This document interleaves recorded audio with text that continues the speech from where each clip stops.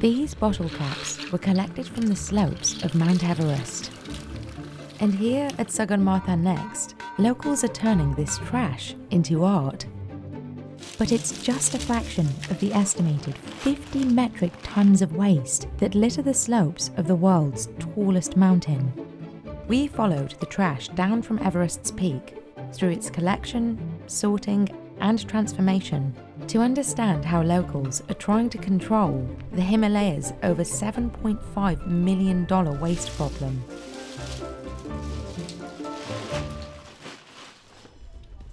Local residents are acutely aware of the trash overwhelming their communities.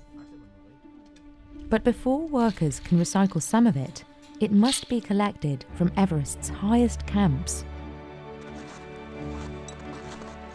Waste efforts are carefully organised by the Sagarmatha Pollution Control Committee, or SPCC, a Sherpa-led non-governmental organisation. Climbing guides carry down waste from higher camps and combine it with trash at base camp. This includes plastic, food scraps, and human waste. यो चाहिँ हाम्रो खानाको फोहोरहरू हो है, जति बचेको चाहिँ यहाँ राखिदिन्छौँ फालेको, अनि तपाईको याकहरूले अनि चराचुरुङ्गीले जति खान्छ पछि जति बच्छ त्यसलाई चाहिँ सङ्कलन गरेर फेरि माथि बुझाउने. यसरी त्यो ड्रम भित्र चाहिँ पोलिथिन कागज युज गरेर त्यसलाई चाहिँ टिस्यु पेपरको युज गरेर चाहिँ यसरी होम एन्ड वेस्टलाई चाहिँ सङ्कलन गर्छौँ.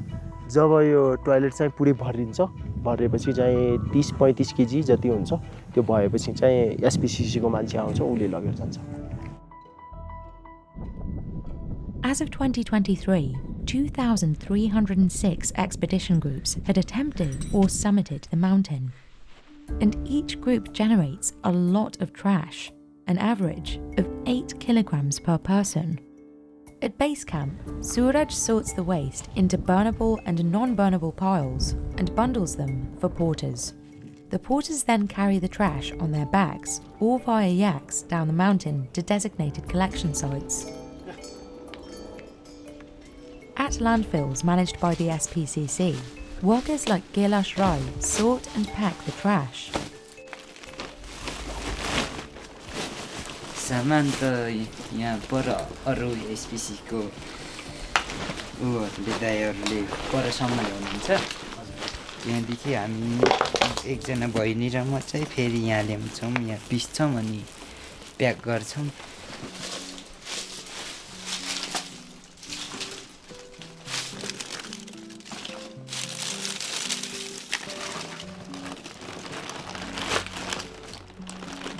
यहाँ बोतलहरू छ उताबाट ल्याएको. अब यो बोतल र क्यान छ, यो चाहिँ अब तल मेसिनले पेल्ने अनि त्यसपछि यो भोलि पिन्ने. हजुर. Some of the bags Kailash is packing are part of the Carry Me Back program, a crowdsourced waste transportation system. The program is managed by Sagarmatha Next, an organisation seeking to demonstrate alternative ways to process all this waste. To remove it, that's a challenge because we don't have roads and transportation vehicles. So we made something we called Carry Me Back. It's a small bag, weighs up to 1 kilo, and we offer everyone who returns back from higher up, going back to the entry point, Lukla, to take one bag, 1 kilo, and carry it one day down. Lukla is the site of Everest's airport and the gateway to the region. From here, the sorted waste is flown back to Kathmandu, where it's processed further at recycling centres. Sagarmatha Next first trialled Carry Me Back in 2019. During 5 weeks, we had 2,500 participants, and they carried back 5,500 bags, so around 5 tons, in a test situation. And that was very, very kind of encouraging. In 2023, Carry Me Back scaled it up to 8 metric tons. But the organisation's efforts don't stop there. It also repurposes the trash it helps to collect. One way it does this is through its partnership with MOWARE. MOWARE sources recycled bottle caps collected from Everest and nearby mountains. Upcycling waste into souvenirs like these. The moulds are inspired by the topography of the Himalayas. Sagarmatha Next's Experience Centre also hosts an Artist in Residence programme, where artists like Joe Rankine repurpose discarded trash. The pieces that I've chosen come from a big waste pit that's below the Namche helipad. So I've taken my backpack down and collected all the pieces that I want to work with, and I've brought them back up here to the lab. And now I'm working on a sculpture which I'm going to place onto this metal grid down here, and this is a real challenge because the metal is so corroded, so every time I've tried to make a hole, it breaks a little bit. While Sagarmatha Next was established to alleviate the waste problem on Everest and in the Khumbu region, its founders bear no animosity toward the climbers responsible.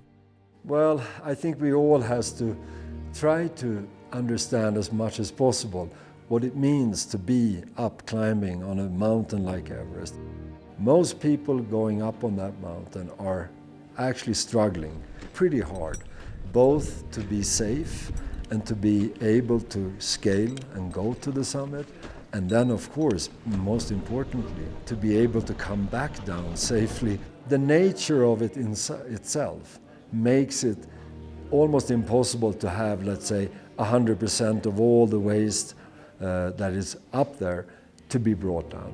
So hopefully we also get that message out in the world that there are many efforts to try to alleviate the problems. The SPCC's waste management system is required for expedition agencies and locals alike, but it comes at a cost. It mandates fees based on the amount of waste generated by each expedition. SPCC ले पर केजीको चाहिँ women बेसको चाहिँ 210 रुपैयाँ लाग्नुहुन्छ यहाँ base क्याम्पदेखि। अरू बेसहरूको पनि छुट्टा छुट्टै लाग्नुहुन्छ रेटहरू। जस्तै पोलिथिन कागजहरूको, सिसा डब्बाहरूको अनि त्यसपछि गल्ने नगल्ने पोरहरू छुट्टा छुट्टै बेसहरू लाग्नुहुन्छ। Climbers are also subject to fees and regulations imposed by the Nepalese government. It requires climbers to pay a $4,000 deposit, which will only be returned if they bring down at least 8 kilograms of trash, not including oxygen tanks or human waste. This regulation is meant to incentivize climbers to help clean the decades' worth of trash on the highest parts of the mountain. The fine can be inconvenient for climbers and their guides, like Furba Wangchu Shirpa, who struggle to meet the requirement. अनि त्यसपछि हामीले खाली प्लास्टिकको खाना खान्छौँ। प्लास्टिकको खाना खानाखेरि त्यो हाम्रो रोबिस नै फेरि 8 किलो के रे 8-16 किलो पुग्दैन। यसको लागि पनि समस्या हुँदो रहेछ के हामीले। अब यो यदि यहाँ 8 किलो फोहोर यहाँ हामीले सङ्कलन गर्न सकेन भने फेरि हामीले पर राखेको त्यो जब हामीले डिपोजिट हुन्छ नि गार्बेजको डिपोजिट हुन्छ त्यो फिर्ता आउँदैन। त्यही कारणले गाह्रो छ। त्यही छनै छैन अब के हुन्छ अब हामी दुई जनाको बागमा चाहिँ भरि अब 16 किलो फोहोर ल्याउनु पर्ने कि हामीले ल्याएको यो ट्यानहरू पनि ल्यायो भने त पुग्छ। अक्सिजन बदल सबै ल्यायो भने फेरि अक्सिजन बदल त्यहाँ रोबिसमा दिन आउँदैन, दिन पनि मिल्दैन।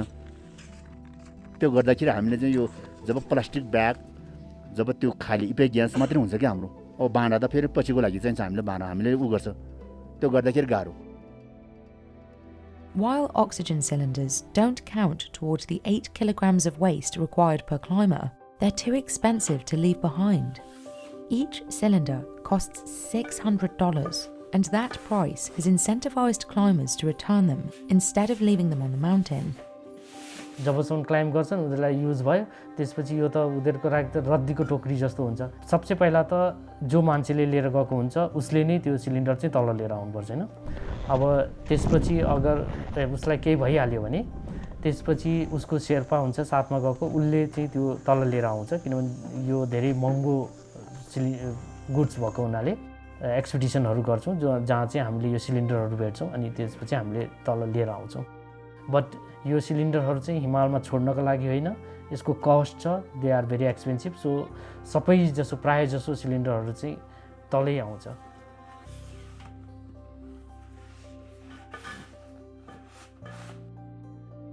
In 2019, the Nepalese government enlisted the National Army to assist in cleaning up Mount Everest and other heavily trafficked mountains. The annual program, the Mountain Cleanup Campaign, costs the government $7.5 million.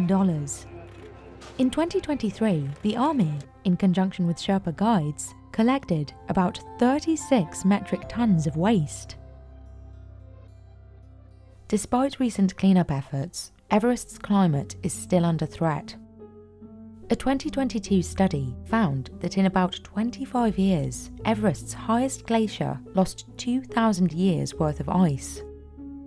The receding ice revealed decades' worth of trash, but also some of the hundreds of bodies on the mountain. Removing a single dead body can cost as much as $70,000, and even occasionally the lives of the climbers tasked with recovering them. But the impact of pollution on Everest isn't limited to the mountain.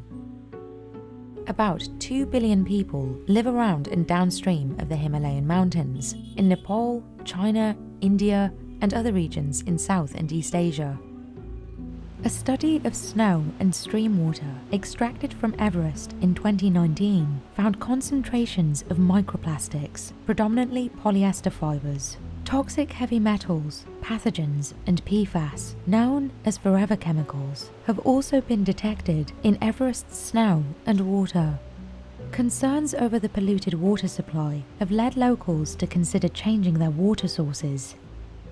पानी चाहिँ तपाईको यहाँ चाहिँ अब यहाँ खोलै बग्छ बग्नको लागि देख्नलाई तपाईको र अब त्यो पानी चाहिँ हामीले युज हुँदैन तपाईको सबै फोहोर छ के टोयलेटहरु सबै अब राम्रो व्यवस्थित छैन यहाँ त्यो भएर चाहिँ तपाईको अब हामी यहाँ उता आइस फलको उताबाट हामी चाहिँ पानीहरु ल्याउँछौं.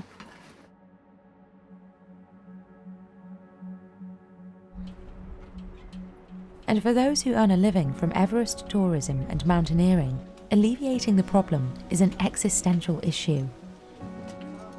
पछिलाई भावी पुस्तालाई यसले नराम्ररी असर पार्छ किनकि प्रदूषण बढ्दै गयो हैन अनि पछि प्रदूषण अनि तापक्रम इन्क्रिज हुँदै जान्छ हैन अब त्यसपछि हाम्रो हिमालका हिउँहरु पनि नरहला त्यसपछि कालो पत्थर मात्र बाँकी रहन्छ भने यहाँ टुरिस्टहरु खासै आउँदैन नि त हैन यो सुन्दरता पनि घट्छ प्राकृतिक स्वरूप यथावत राख्नको लागि हामीले प्रदूषण नियन्त्रण गर्नुपर्छ. यो वास्तवमा प्रब्लम नै हो. यसलाई म्यानेजमेन्ट गरेन भने चाहिँ भोलि बिहान यो हाम्रो जो अहिले पुरै विश्वमा चिनिएको छ है सबभन्दा हल्को हिमाल भनेर भोलि बिहान यो नचिनिन पनि सक्छ. त्यही भएर यसलाई चाहिँ एकदम म्यानेजमेन्ट गर्न एकदम अति आवश्यक छ.